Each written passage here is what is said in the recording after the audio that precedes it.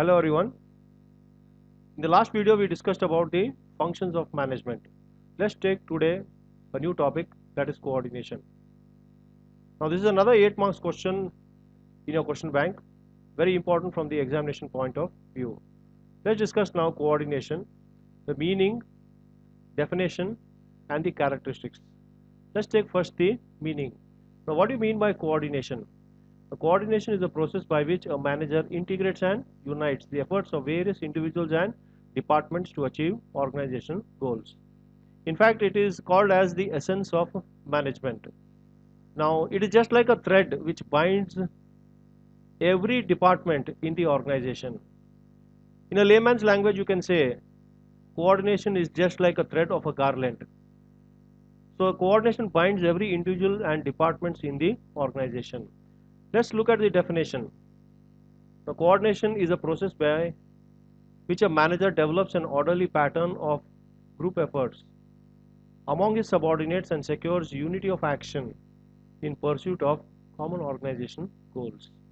I repeat, coordination is a process whereby a manager develops an orderly pattern of group efforts among his subordinates and secures unity of action in pursuit of common organization goals.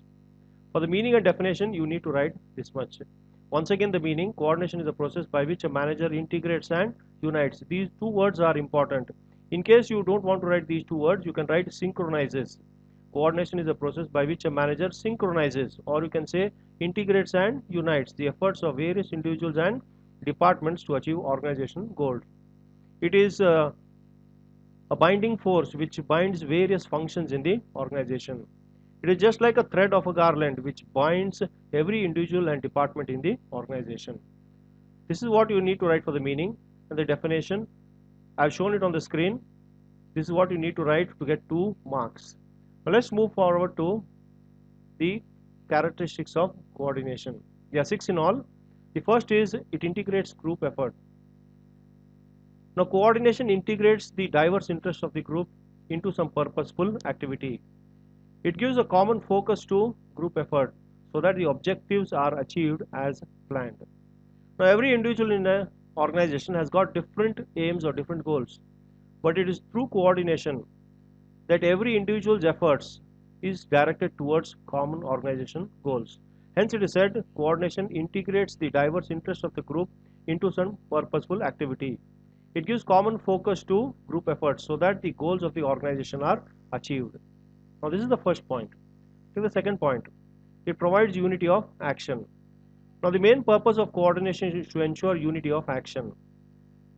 Now there are various departments in an organization, say the production department, the finance department, the marketing department, HR department.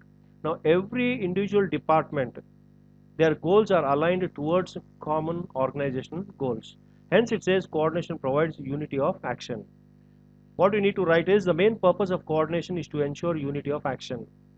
Hence every department in the organization, be it production department, finance department, HR department, marketing department, every department activity is aligned towards common organization goals. Hence you say coordination provides unity of action.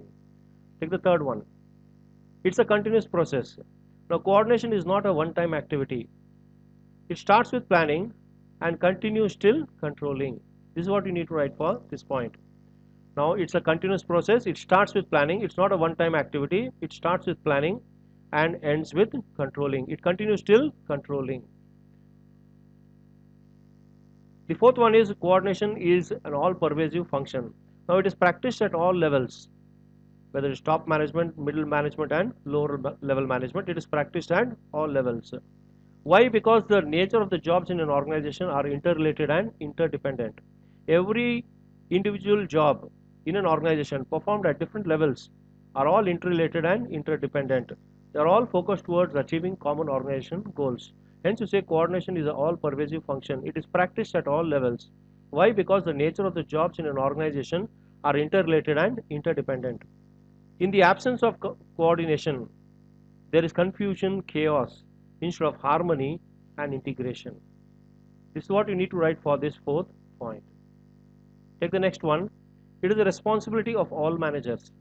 Now coordination is the responsibility of all managers, be it top management, middle management and lower level management. The top management will coordinate the activities with their subordinates to ensure that whatever policies are framed by them are implemented by their subordinates. The middle level management basically takes the policies from the top management, they coordinate with top management and also with the low level management. Now they basically coordinate, take all the policies from the top management, understand them, and they ensure the implementation through the low level management. So they coordinate with top management and the low level management. This is the mid level management. Then the lower level management basically coordinate the activities with their teams and staff. The last function is coordination is a deliberate function. Now a manager has to deliberately and consciously coordinate the activities of various individuals and departments towards achieving organization goals. Now even when there is cooperation, coordination gives a direction to their efforts. These are the 6 characteristics of coordination. What you need to write for the examination, I once again repeat. It integrates group efforts. Now you say coordination integrates the diverse interests of the group into some purposeful activity. It gives common focus to group efforts so that the objectives of the organization are achieved. The second is it provides unity of action. The main purpose of coordination is to ensure unity of action. Hence, in an organization, the production department, the finance department, the HR department, the marketing department, every department activity is aligned towards common organization goals. The third one is it is a continuous process. Now coordination is not a one-time activity, it is a continuous process. It starts with planning and continues till controlling. The fourth one is it is a pervasive function. Now coordination is a pervasive function, it is practiced at all levels because the nature of the jobs in an organization are interrelated and interdependent. In the absence of coordination, there is confusion and chaos instead of harmony and integration. The fifth one is it is a responsibility of all managers. Now coordination is a responsibility of all the managers. The top management coordinate the activities with their subordinates so that the policies are implemented by the middle level management. The middle management coordinate the activities with top management and the lower level management. Basically it's a frontline managers. The lower level management basically coordinate their activities with their teams and staff. The last function is it is a deliberate function. Now coordination is a deliberate function. A manager has to deliberately and consciously coordinate the activities of various individuals and departments to achieve organizational goals.